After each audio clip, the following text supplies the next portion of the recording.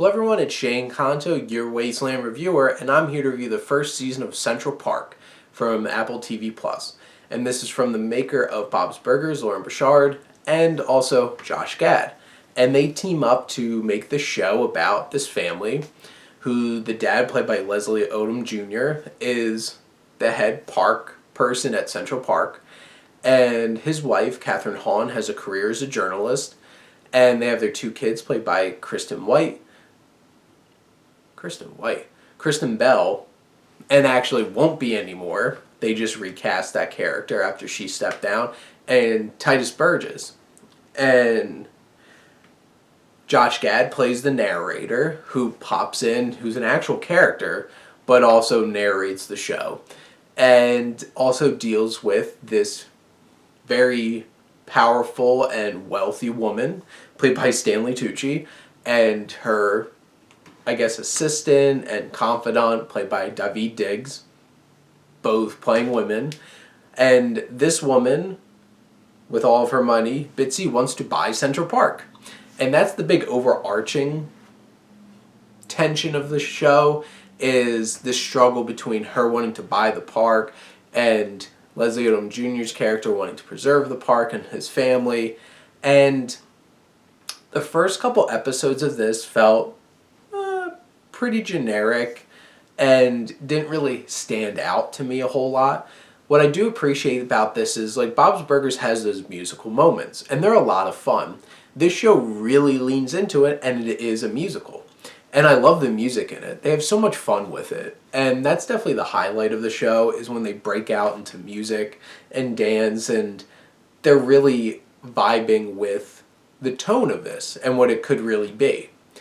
And as the season progressed, the last couple episodes, I really enjoyed them. And I felt like the show really started hitting their stride. Each of the characters started hitting their stride.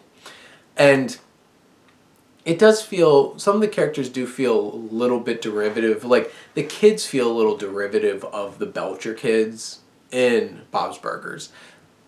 There's very much a little bit of Tina and a little bit of Jean in the two kids. There's no Louise.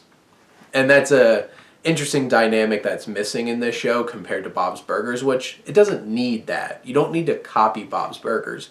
But I feel like they're kind of copying Tina and Jean in these kids. And the performances are strong and they're enjoyable, but it's like, what I appreciate about the parents are, like, they're unique characters to this show, and they have an interesting dynamic and they're strong performances. I love Josh Gad as the narrator. That's an interesting twist on the show that I really appreciate, is he brings a lot of laughs and charm to the show. And you spend a decent amount of time. It's like, if you spent time with Jimmy Pesto in Bob's Burgers, who's like the antagonist to Bob, and that's you spending time with Bitsy, and she's funny, she's sassy, and you get some fun moments, and they go on their little things. And what I love about Bob's Burgers so much, and I feel bad keep bringing it up, but like, I feel like this is very similar to Bob's Burgers, is that each episode has a strange quirkiness about it that it's just like, I know that episode. That episode was about this, and they had all this fun with that specific thing. And especially the later episodes really captured those scenarios well. And like the last episode's about them trying to catch this fish that's an invasive species, and it turns into like a silly Jaws spoof. And each character has all their little moments and how they fit into it. And lunacy ensues. And I have a lot of fun with it. The music's really funny. And it's catchy. It has different genres. It has different backgrounds. And you can tell it's written by different people. And there's fun vocal performances throughout. Like H. John Benjamin shows up as the mayor a couple of times.